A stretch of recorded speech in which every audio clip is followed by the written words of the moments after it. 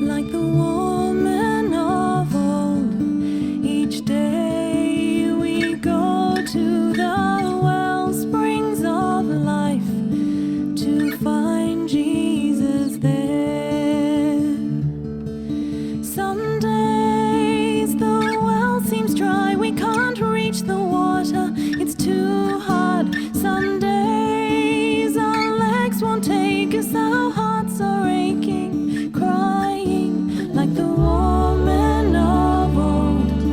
Each day we go to the well springs of life to find Jesus there.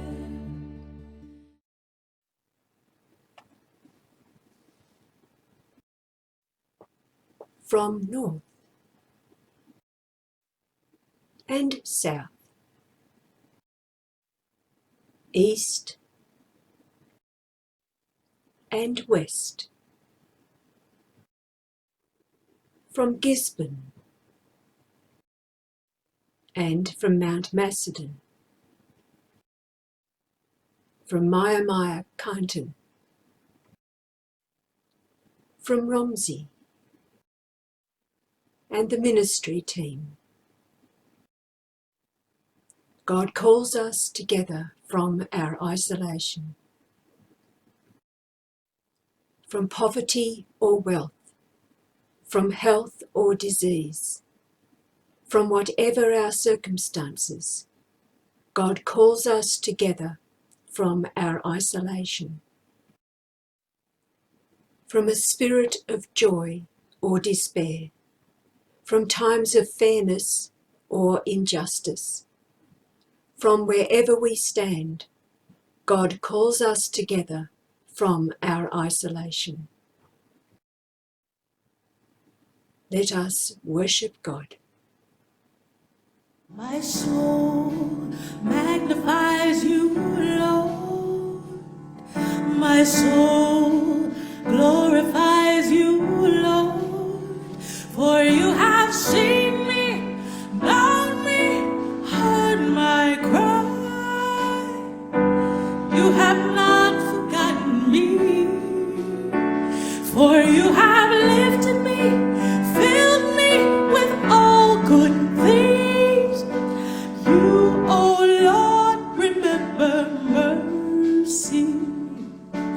You, O Lord, remember mercy.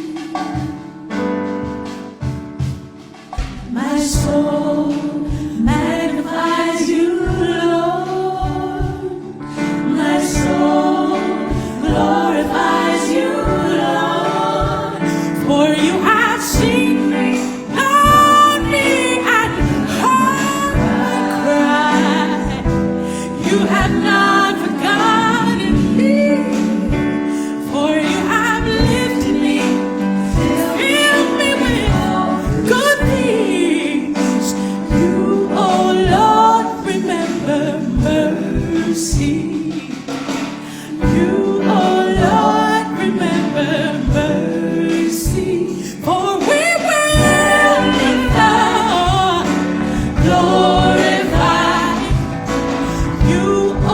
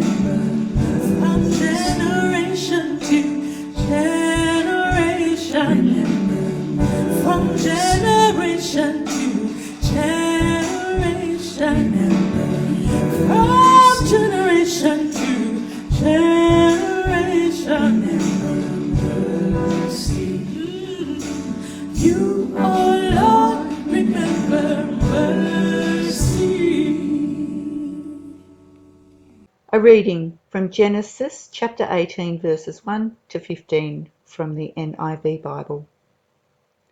The Lord appeared to Abraham near the great trees of Mamre, while he was sitting at the entrance to his tent in the heat of the day.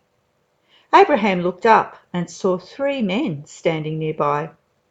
When he saw them, he hurried from the entrance of his tent to meet them and bowed low to the ground. He said, "If I have found favour in your eyes, my lord, do not pass your servant by. Let a little water be brought, and then you may wash your feet and rest under this tree. Let me get you something to eat so that you can be refreshed, and then go on your way, now that you have come to your servant." "Very well," they answered, "do as you say." So Abraham hurried into the tent to Sarah. "Quick," he said, "get 3 seahs of the finest flour and knead it, and bake some bread." Then he ran to the herd and selected a choice tender calf and gave it to a servant who hurried to prepare it. He then brought some curds and milk and the calf that had been prepared and set these before them. While they ate, he stood near them under a tree. "Where is your wife Sarah?" they asked him. "There in the tent," he said. Then one of them said, "I will surely return to you about this time next year, and Sarah, your wife, will have a son." Now Sarah was listening at the entrance to the tent, which was behind him. Abraham and Sarah were already very old, and Sarah was past the age of childbearing. So Sarah laughed to herself as she thought, "After I am worn out and my Lord is old, will I now have this pleasure?" Then the Lord said to Abraham, "Why did Sarah laugh and say, 'Will I really have a child now that I am old?' Is anything too hard for the Lord? I will return to you at the appointed time next year, and Sarah will have a son." Sarah was afraid, so she lied and said, "I did not laugh." But he said, "Yes, you did laugh." This is the word of the Lord. Thanks be to God. A reading from Matthew's Gospel, chapter 9, verse 35 to chapter 10, verse 8. Jesus hit the road and began teaching in the meeting halls of every city and town he came to. He broadcast the wonderful message about God's reign and healed people of every kind of disease and sickness. He was meeting crowds of people everywhere he went, and their predicament always made him feel sick in the guts. They were under so much stress and were so powerless to do anything about it. They were like children caught in a rip with not a lifesaver in sight. He said to his followers, "The world is an orchard groaning under a bumper crop, ripe and ready for picking, but there are hardly any workers ready to bring it in. So get in touch with the Lord of the crop and put in an urgent request for more workers to be sent out to do the picking." Well, Jesus called his 12 closest followers together and commissioned them to deal with every spirit of evil they would encounter and to heal people of every kind of disease and sickness. These are the names of his 12 chosen ambassadors. First there was Simon, who was also known as Peter, and his brother Andrew. There were the brothers James and John, the sons of Zebedee. There was Philip, Bartholomew, Thomas, Matthew, who had collaborated with the Roman occupation forces, James, the son of Alphaeus, Thaddeus, Simon the freedom fighter, and Judas Iscariot, the one who later double-crossed Jesus. Jesus gave these 12 their marching orders as follows. I am not giving you the job of going to foreign places or to groups that are hostile to our people. Instead, I want you to go to the people of Israel who have gone off the rails. Everywhere you go, broadcast the message that the realm of heaven has come close to us. Restore the sick to health, raise the dead to life, integrate the outcasts back into society, and flush out the demons. You haven't been asked for payment for what you have been given, so you too are to do all this free of charge for others. In this is the word of the Lord. Thanks be to God.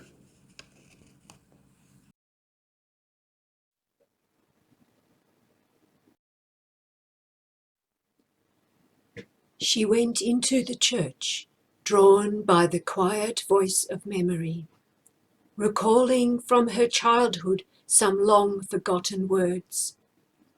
God so loved the world. That was all. It was enough. She needed to be loved as a flower needs the sun. The bright lights and the warmth shut out the cold, wet darkness of the night. She looked about her. No one stirred or looked her way, busy all in dreaming or perhaps in prayer. She sat down near the front and gazed up at the figure on the wall, expensively carved in beautiful, rich-grained wood. Christ, are you only wood, or are you real? The organ played, the words began. The people stood and sat and knelt and sang, but there was no response from the figure on the wall. The words went on, but she had had enough of words, words of hate and hurt, or recrimination and of blame. Suddenly she sobbed, a deep, racking, shaking, gasping sob that held a desperate plea for help, for comfort, and for love. No one among the tiny group of worshippers made any move, except to turn and look with pained embarrassment at this sobbing stranger in their church. They stood and sang and knelt and prayed. She wept, quietly, head bowed. The words went on. She rose and left, and no one saw her go. As she reached the door, she turned, and looking at the figure on the wall, she said aloud, "You are, after all, just a wooden Christ. They lied who said to me you love enough to die." Stepped outside, and the cold darkness met her there, akin to the cold darkness of her heart, for she knew now the ultimate despair.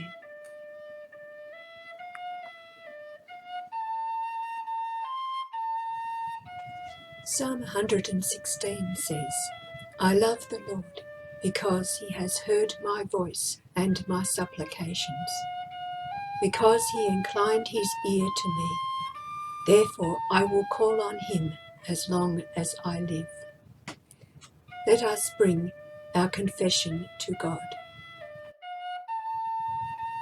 When we turn a blind eye to the suffering of others, please forgive us.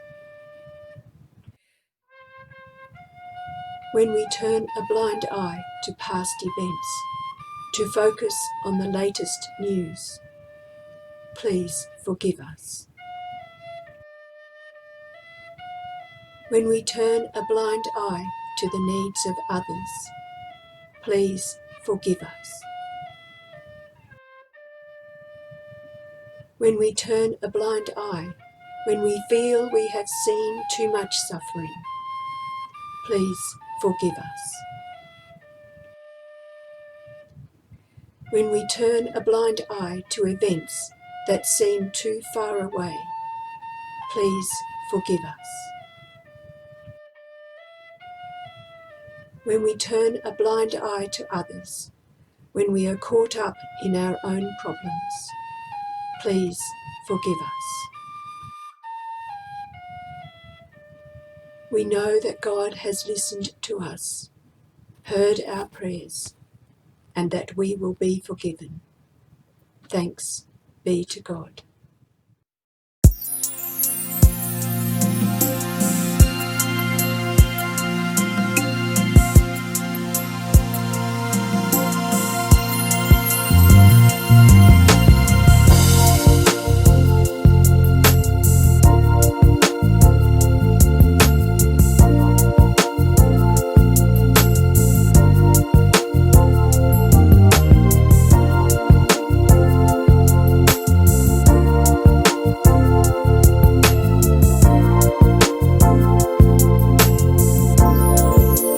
For the lost and lonely, for the hopeless outcast, you have come for me. You have come for us all. For the victim and the villain, the judge and the accuser, to the right and wrong, you have come for us all.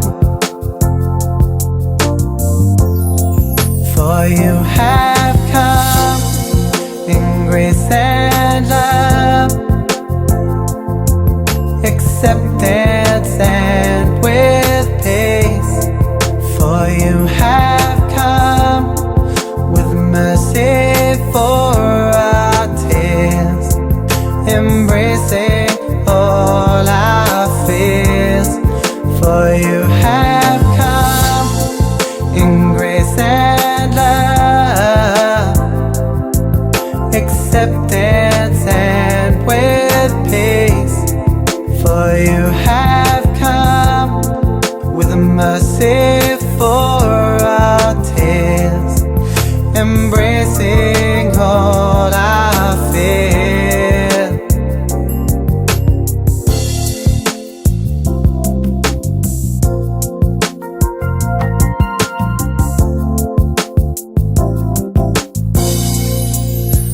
For the poor and homeless, the refugee and orphan, for the rich and poor, you have come for us all.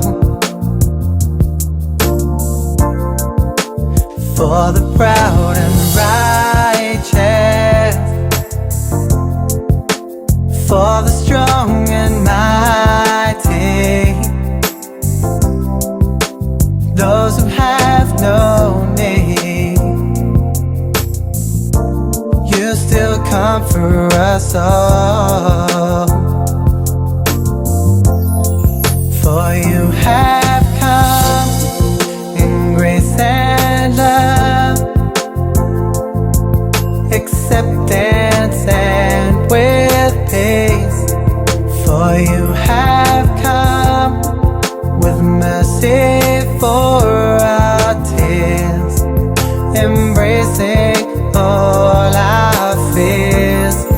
For you have come in grace and love, Lord, acceptance and with peace.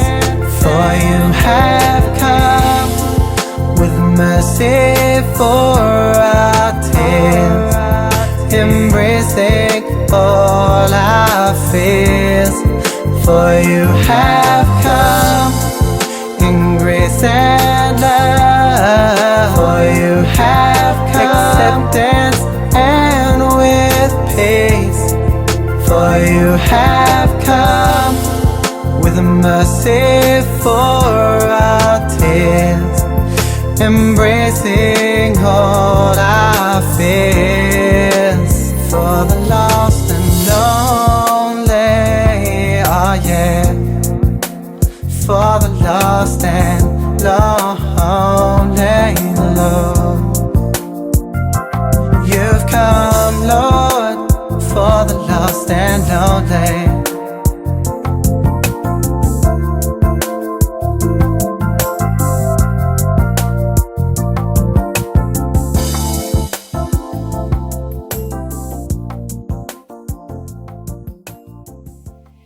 In the Greek-Roman world, showing compassion to others was considered a serious flaw of one's character. Greek culture thought compassion to be unenlightened human weakness. The Romans believed it destroyed one's dignity. Therefore, the revelation of Jesus, that God's realm is one of generosity and grace, was a dramatically different mindset.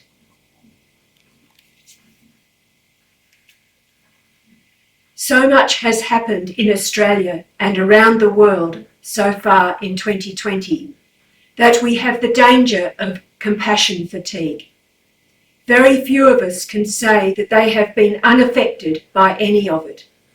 So how can you continue to be compassionate when you are in the midst of it?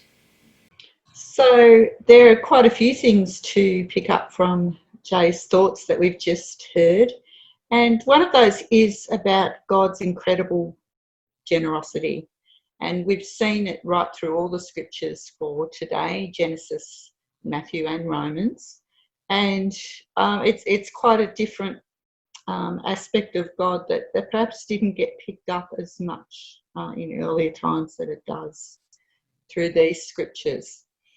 So thinking about the generosity of God, and like the Genesis was the story that really impacted me this time. And just the generosity of God's bringing or the coming with the three men to Abraham out in the desert under a tree. And that sense of calm, I think there was a beautiful sense of calmness around them, while with Abraham there was a sense of urgency and running to see the men, and hastening with the food and getting it all happening.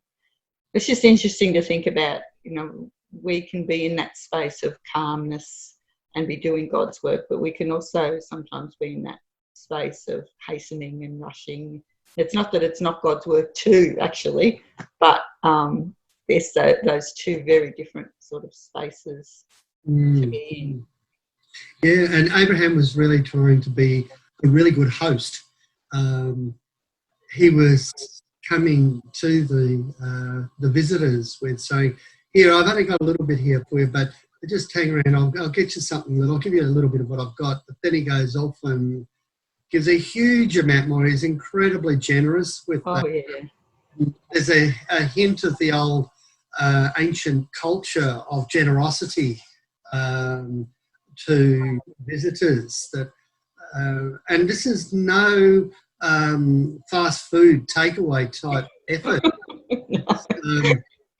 Let's go and find our best food and get it cooked up and kill a calf. So you've got to bleed it, you've got to roast it, and roasting, as you know, just even a kilogram takes a bit of time. And they would have been doing not more.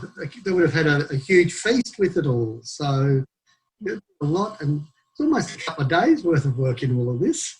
Absolutely. Well, for those of you who don't know, like my father was Lebanese, and so my aunties and uncles and parents, and food is just such an important part of the family culture. And that's what it was like, it's, as soon as you walked in the door, there was food, and you had food put in front of you until you left.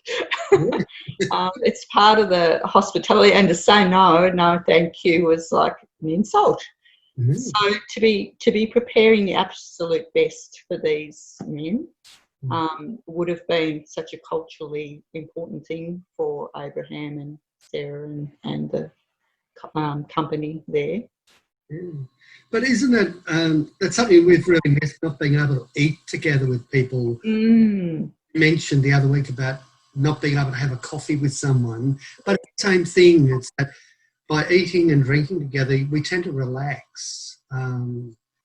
That's what people from Kyneton have really appreciated about the fish and chip nights. Yeah, they eat together. You seem to open up to one another in that space. That there's a safety and a generosity of heart, and it's life-giving in that sharing of food. Yes, yeah, definitely. And then we see, you know, the gift given back to Abraham in the form of the blessing that was renewed again about him having a son and Sarah becoming pregnant. So what was the biggest gift? Who gave the most? Interesting, isn't it? You know, where there's God working through Abraham to give hospitality to the men, messengers or whatever they are, and it's God working through them to give a word back to Abraham, which was some incredible blessing that he'd been waiting for. Yeah. So it's like an infinity. It's one giving and the other and receiving, but then giving and receiving. I wonder though, did Sarah see it as a blessing anymore? Well, I'm a bit younger than Sarah, and I don't think it'd be at this time of life. But if I didn't have children, I think it would be, but scary. The community, I suppose, it's a whole different ballgame of the life together there. But I know, as a bloke, I don't have to bear children and never had to bear children.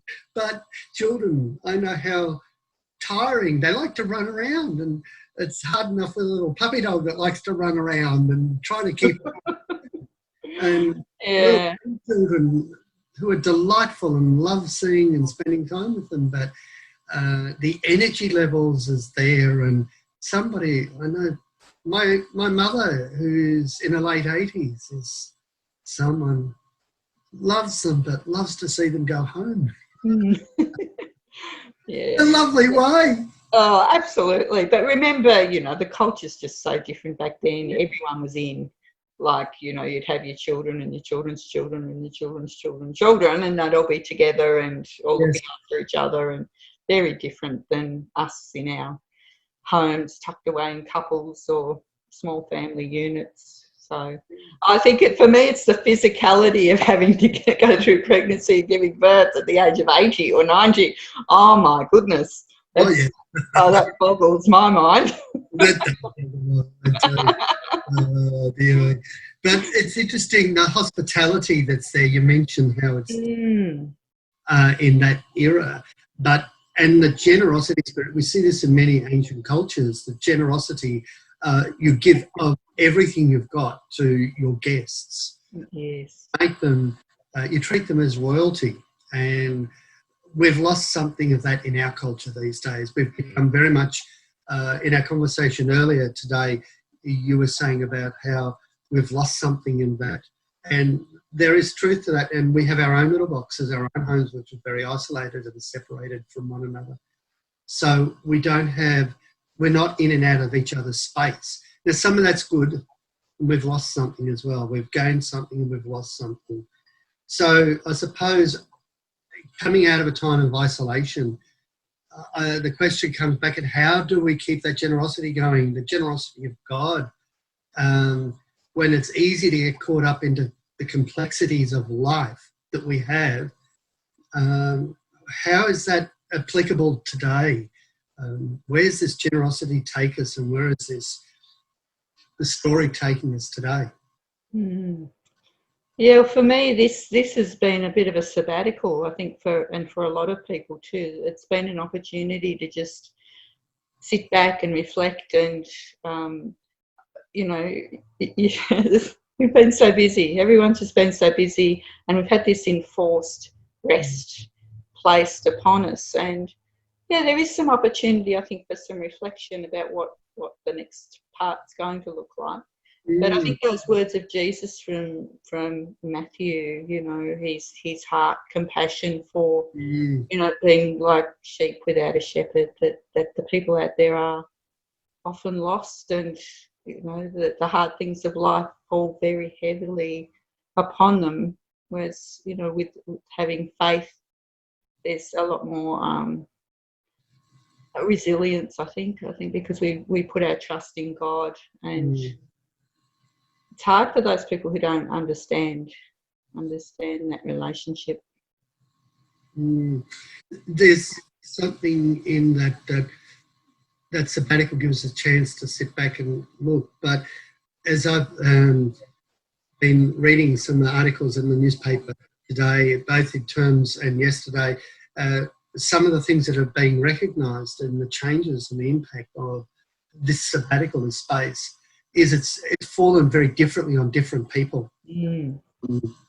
So you get people are saying they're made aware, and the frustrations of this isolation time bubbles up and feeds into the hurt and the anger and in the Black Lives Matter movements, both in the US and here in Australia, and how they're fed up with being pushed down and shoved down, and they're wanting to break free.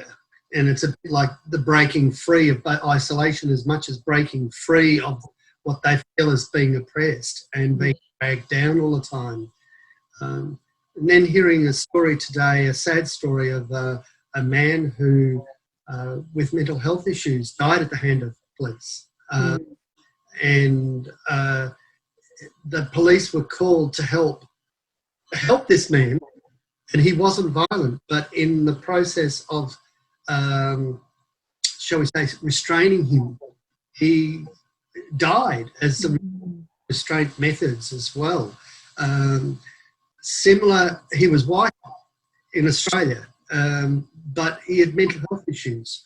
So there's another group in our society where they're often pushed to the edges, to the margins, and pushed out to the side, along with people of colour.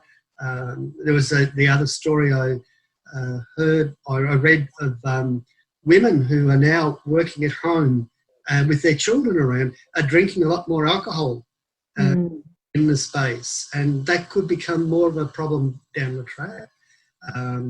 So, as well as men, isolation, finding that they don't have food to put on the table as well. So it's affecting people differently. Yes. So what it means is we need to go back into our spaces with eyes open to what's going on. And the Matthew calling, the Matthew passage of the disciples were called back out to be a blessing, to give that gift that God's giving back to people. And so to lift their burdens. So for those who are on the edge, to bring them back into the community.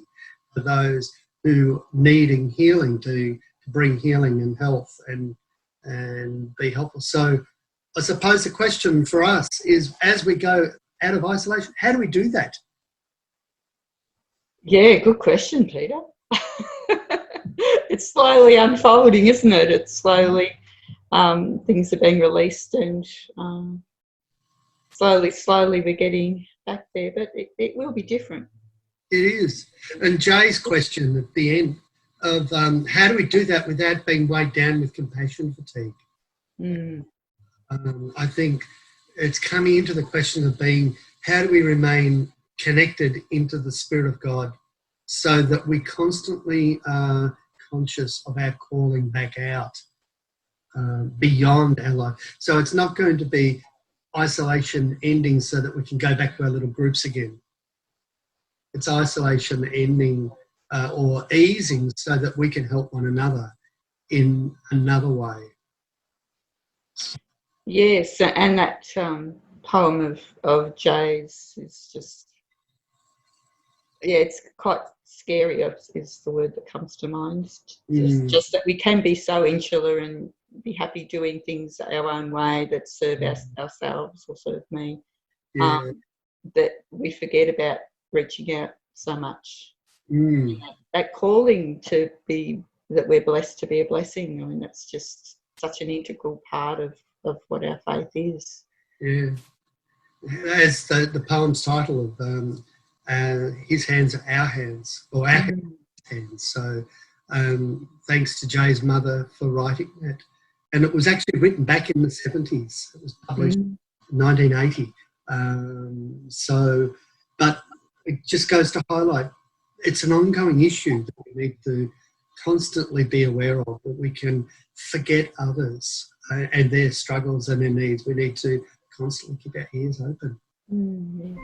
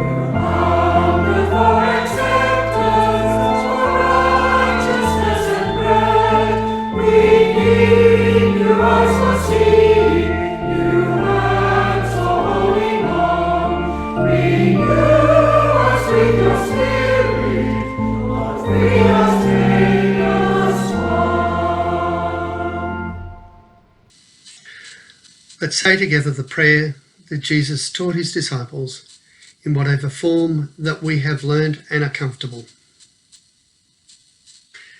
Our Father in heaven, hallowed be your name. Your kingdom come and your will be done on earth as it is in heaven. Give us today our daily bread and forgive us our sins as we forgive those who sin against us. Save us in the time of trial and deliver us from evil. For the kingdom, the power and the glory are yours, now and forever. Amen. So much needed and oh so few to help. The Spirit has gone before you. Ask for help and do your bit. Roll up your sleeves then and pitch in. Show love, bring hope, support those who hurt. The amazing generosity of God has been given to you. Life, healing and peace be in and flow through you to all. Amen.